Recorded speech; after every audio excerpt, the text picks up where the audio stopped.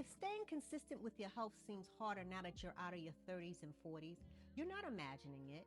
Menopause does change everything.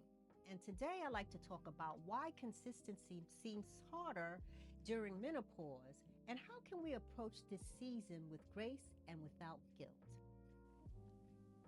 Number one, hormones.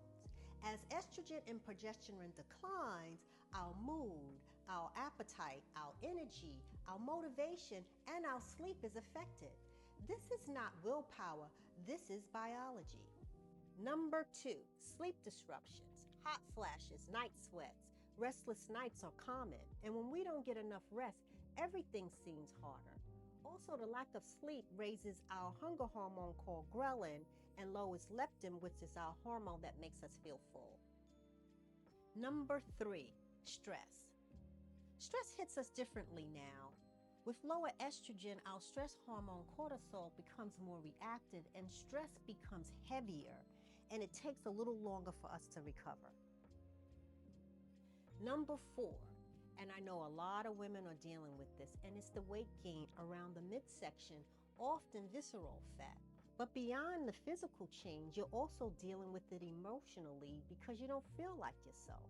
And this also can interrupt consistency.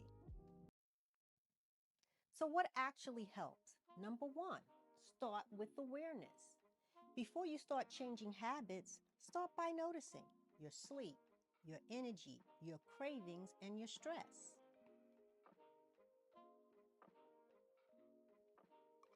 Awareness builds compassion.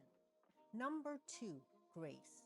You have to realize that this is a different season of your life. Your body is adapting. Be kind to yourself. Number three, start small. Small habits matters most right now. A short walk, simple meals, better sleep routines. Please do not try to take on these ambition goals that you used to do in your 30s and 40s because that's not the season you're in right now. Number four, and before I tell you what number four is, I'd like to share a conversation I had with one of my girlfriends. And please don't click off because I think this conversation is important and it may be able to help someone who's feeling like this. So I have a girlfriend, she's older than I am, she's in post-menopausal and she will probably retire sometime soon. And she's always kind of said that, she's a little nervous because she doesn't know what she's going to do in this next season of her life. I mean, she's have a great career. She still has a great career. She raised her kids. And so now what will she do? She also was on a weight loss journey and she's accomplished that. She's happy at the weight she's at. She doesn't have the pain, but something's missing, she said. She says, I don't feel as happy. You think that with what I went through and accomplished, I would have, feel really good about it. She says, but there's times when I really feel down. And so I was telling her that you have to realize you're in a different season of life. She also mentioned sometimes she'll say she's going to do something and then she doesn't do it and then she feels guilty. And I told her, you're not at that age where we were in our 30s and 40s and we were constantly doing, just checking off this, checking off that. It doesn't work that way. Our hormones are playing with us, our cortisol level, it's more stress. And so after speaking with her, she did feel better. But one thing she did mention, and this is the reason why I'm sharing this story, she says that sometimes what she realizes that when people are not around, she gets a little depressed. Like the holidays were here, she was around a lot of people, it was a lot of excitement, she had the energy. And she had the energy and the motivation and she was just going. But when they left, her motivation left, her energy left. So why am I sharing this story? Because number four is you need support. Don't do this alone. You are more consistent when you have support. And that's the reason why I created this channel. Because a lot of times people don't realize, a lot of women don't realize that it's not them. It's your hormones and it's your biology. This is what's happening. And until you really realize that, a lot of times you beat yourself up.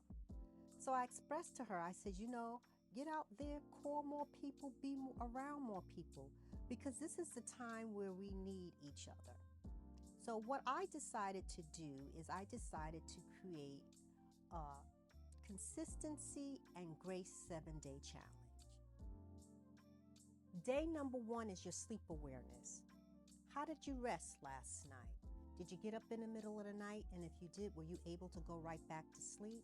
And when you finally did get up for the morning, did you feel refreshed? Day number 2, you're going to be checking out your hunger and your cravings. Am I tired? Am I stressed? Am I really hungry? Note those things. Note when you're hungry and note when you're having your cravings. And day number 3 is going to be your energy check-in. When do I feel most tired? Do I feel tired after a big meal? Do I feel tired around 3 o'clock? Or do I feel tired at the end of the day? And then day number 4 is your stress level. What makes me feel stressed? Think of the things that you've done during that day that made you feel or have some type of stress and write it down. And then day number 5 it's going to be the reset. What makes me feel calm? If you noted the things that you did on day 4 that was stressful, what could you do on day 5 to make you feel calm? Day number 6, self-compassion. What would you say to a friend who was feeling like this? And what you would say to that friend is the same thing you should say to yourself. And finally, day number 7, reflection. What did you learn about your body this week? So this week wasn't really about trying to fix anything. It was just trying to understand your body. And next video, I'll be layering in some action like some walking. But I hope you really did enjoy this video. And if you did, hit the thumbs up, the notification bell, subscribe and share. And also please leave a comment to let me know if you're going to do the challenge. And remember, when we are consistent, we win. Until next time, stay blessed, well,